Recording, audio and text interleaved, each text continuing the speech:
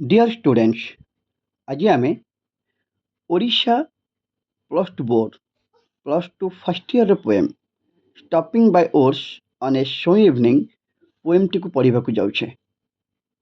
The poem was written by Robert Frost, an American poet who was born 1874 and passed away 1963.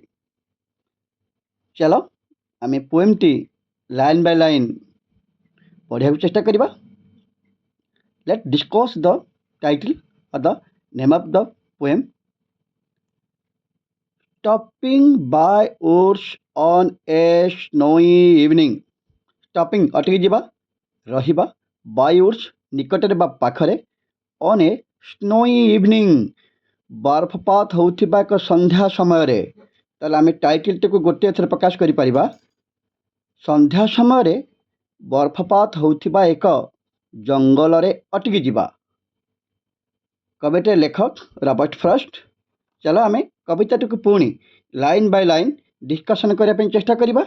मु प्रत्येक line को ओडिया रे explain करने चेष्टा करुच्ची एवं वर्ड मीनिंग मत डाकी दूची।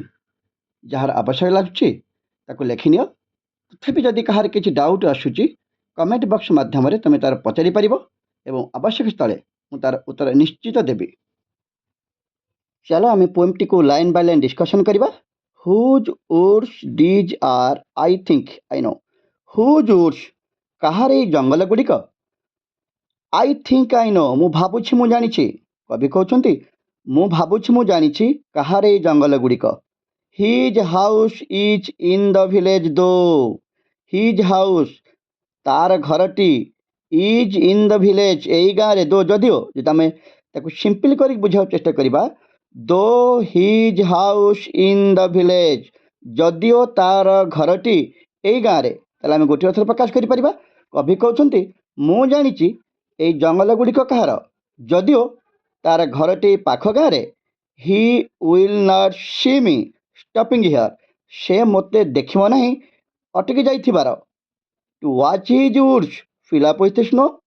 टू वॉच देखिबाकू, हिज वुड्स तारे जंगल गुड़ देखिबाकू, फिल अप विथ स्नो जो जंगल गुड़िक कि बर्फाच्छन्न हो रही बा बर्फावृत हो जाइछि। ताले एई स्टैंडर्ड रे आमे समराइज करि परिबा। कवि कहउछन्ति मु बोधे जानिछि एई जंगलटी कहार, जदिओ ता घरटी एई पाख गाँ रे।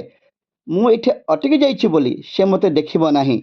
मु काहींकि अटकी जाइछि ना तार बरफाच्छन्न होइतिबा एई जंगल गुड़िक मु उपभोग करिया पई अटकी जाइछि, से मते देखि पारिबो नाही। My little horse must think it queer. मोर सेई लभेबुल बा प्रिय घोड़ा बोली कहबा। लिटिल तो छोट कहबानी, आमे प्रिय बा ऑर्डिनरी हॉर्स बोली मीनिंग मत देइछि। आमे प्रिय बा लभेबुल हॉर्स बोली कहि परिबा। मस्ट थिंक इट क्वीर निश्चित एहाकु से क्वीर, क्वीर माने स्ट्रेंज बा सरप्राइज बा आश्चर्य होउछि। कवि कहउछन्ति मोर एई प्रिय घोड़ाटी निश्चित भाबरे टिके आश्चर्य प्रकट करुछि। To stop without a farm house near अटकी जावाकू, रही जावाकू, विदाउट व्यतीत ए फार्म हाउस नियर पाखरे फार्म हाउस नथिबा गोटे जगार अटकी जावाकू घोड़ाटी टिके आश्चर्य प्रकट करुछि। Between the woods and frozen lake. Between माने आमे जानचे दुईटी जिनस मध्य बा दुजनक मध्य हो पारिबो। The woods and frozen lake. ताले कवि कोठे अटकी जाइछन्ति ना वुड्स एंड फ्रोजन लेक बरफाच्छन्न होइथवा गोटे ह्रद एवं जंगलर मध्य भागरे कवि अटकी जाइछन्ति। एपटे बरफाच्छन्न ह्रद, सेपटे जंगल गुड़िक बा जंगलटे अछि जोठे कवि अटकी जाइछन्ति, जोठी कौनसी फार्म हाउस मध्य नाही। सेतपई घोड़ा टिके आश्चर्य प्रकट करुछि। अर्थात से रही जाइछि एमिति एक जगार जोठी कौनसी प्रकार फार्म हाउस नाही, जहाँकि से आश्चर्य प्रकट करवा स्वाभाविक कथा। Between the woods and frozen lake कोठी पुणी अटकी जाइछन्ति ना एक बरफाच्छन्न ह्रद एवं जंगल मध्य अटकी जाइछन्ति। The darkest evening of the year बोली से कहते। कवि से समय को darkest evening of the year बोली कंपेयर कर। हाँ हो पार कहीं डार्केस्ट इवनिंग आम कहीपर पे आम शीत दिने संध्या समय देख 5:30 बेलू आमको अत्यधिक संध्या लगे आरंभ हो जाए। पुणी कवि एक जंगल मध्य भागे एपटे बरफाच्छन्न ह्रद सेपटे जंगल एभली एक स्थान अटकी जाइछन्ति जोठिपाई कि तांको सेदिन समयटी ଅଧିକରୁ ଅଧିକ ସନ୍ଧ୍ୟା ମଧ୍ୟ ଲାଗୁଛି। ହି ଗିଭ୍ସ ହିଜ୍ ହାର୍ନେସ୍ ବେଲ୍ ଏ ଶେକ୍। ହି ଏଠି କାହାକୁ କହିବା ଆମେ? ଘୋଡ଼ାଟି। ଗିଭ୍ସ ହିଜ୍ ହାର୍ନେସ୍ ବେଲ୍ ଏ ଶେକ୍। ହାର୍ନେସ୍ ବେଲ୍ ବେକରେ ବନ୍ଧା ଯାଇଥିବା ଘଣ୍ଟି। ଏ ଶେକ୍ ହଲେଇଦେବା ବା ଦୋହଲେଇଦେବା, ଟିକେ ବଜେଇବା। ହି ଗିଭ୍ସ ହିଜ୍ ହାର୍ନେସ୍ ବେଲ୍ ଏ ଶେକ୍। କବି ଏହା ଅନୁଭବ କରୁଛନ୍ତି ଘୋଡ଼ାଟି ତା ବେକରେ ବନ୍ଧା ଯାଇଥିବା ଘଣ୍ଟି ଟିକେ ବଜେଇ ଦେଇକି ହଲେଇ ଦେଇକି ପଚାରିବାକୁ ଚାହୁଁଛି। To ask if there is some mistake. ପଚାରିବାକୁ if there is some mistake, କାଳେ କିଛି ଅସୁବିଧା ହେଇଛି କି? କବି କହିବାକୁ ଚାହୁଁଛନ୍ତି ବୋଧେ ଘୋଡ଼ାଟି ତା ବେକରେ ବନ୍ଧା ଯାଇଥିବା ଘଣ୍ଟିଟି ବଜାଉଛି, ତାର ଅର୍ଥ ଏହା ହେଇପାରେ ସେ ବୋଧେ ଜାଣିବାକୁ ଚାହୁଁଛି ଯେ ସେମାନେ ଯେଉଁଠି ଅଟକିଛନ୍ତି ସେଠି କିଛି ଅସୁବିଧା ହେଇଯାଇଛି କି? The only other sounds is the sweep of easy wind and down flake. The only other sound, ଆଉ ସେତିକି ବେଳେ ଆଉ ଗୋଟିଏ ମାତ୍ର ଶବ୍ଦ ଶୁଭୁଥିଲା। କ'ଣ ସେ ଶବ୍ଦଟି ଥିଲା? ସେଇଠି ହେଉଛି ସୁଇପ୍ ସାଉଣ୍ଡ। ହେଲେ ସୁଇପ୍ ସାଉଣ୍ଡ ଆମେ କାହାକୁ କହିବା? ଯେତେବେଳେ ଇଜି ୱିଣ୍ଡ, ସ୍ଲୋ ମୋସନରେ ବହୁଥିବା, ଆସ୍ତେ ଆସ୍ତେ ବହୁଥିବା ପବନ, ଏବଂ ଡାଉନ୍ ଫ୍ଲେକ୍ ବୋଲି କୁହାଯାଉଛି। ଡାଉନ୍ ଫ୍ଲେକ୍ର ଆକ୍ଚୁଆଲି ଅର୍ଥ କ'ଣ? ଯେତେବେଳେ ବରଫ ବୁଦବୁଦ ହେଇକରି ଛୋଟ ଛୋଟ ବରଫ, ମାନେ ଜଷ୍ଟ ଅଳ୍ପ କିଛି ବୁଦବୁଦ ଆକାରରେ, ବେଶୀ ଜୋର ନୁହେଁ, ଅଳ୍ପ ବୁଦବୁଦ ହେଇକରି ବରଫ ଟିକେ ଟିକେ ପଡ଼ୁଥିବ, ଯେମିତିକି ବର୍ଷା ବିନ୍ଦୁ ପଡ଼େ ଆସ୍ତେ ଆସ୍ତେ, ଫିମ୍ପି ବର୍ଷା ବୋଲି କହିଥାନ୍ତି। ଏକ୍ଜାକ୍ଟଲି ସେଇ ବୁଦବୁଦ ହେଉଥିବା ସେଇର ସମ୍ମିଶ୍ରଣ, ଅର୍ଥାତ୍ ଇଜି ୱିଣ୍ଡ ଆଣ୍ଡ ଡାଉନ୍ ଫ୍ଲେକ୍ର ସମ୍ମିଶ୍ରଣ ସାଉଣ୍ଡଟାକୁ, କମ୍ବାଇନ୍ ସାଉଣ୍ଡଟାକୁ ସେ ସୁଇପ୍ ସାଉଣ୍ଡ ବୋଲି କହୁଛନ୍ତି। ଓକେ, ଯେମିତି କୁଲାରୁ ଆମେ ଯଦି କିଛି ଧାନ ହେଉ ବା ଚାଉଳ ଆମେ ତଳକୁ ଅଜାଡ଼ି ଦେବା, ଗୋଟେ ଶବ୍ଦ ସୃଷ୍ଟି ହୁଏ। ଏକ୍ଜାକ୍ଟଲି ସେ ବା କୌଣସି ଏକ ମସୃଣ ପଦାର୍ଥ ଉପରେ ଯଦି ଆମେ କିଛି ଗୋଟେ ବସ୍ତୁକୁ ଘୋଷାଡ଼ି ନେବା, ବେଳେବେଳେ ସେଭଳି ଶବ୍ଦ ସୃଷ୍ଟି ହୋଇଥାଏ। କିନ୍ତୁ ଏଠି ସେ କ୍ଲିୟର ମେନସନ୍ କରିଦେଇଛି ଇଜି ୱିଣ୍ଡ ଆଣ୍ଡ ଡାଉନ୍ ଫ୍ଲେକ୍।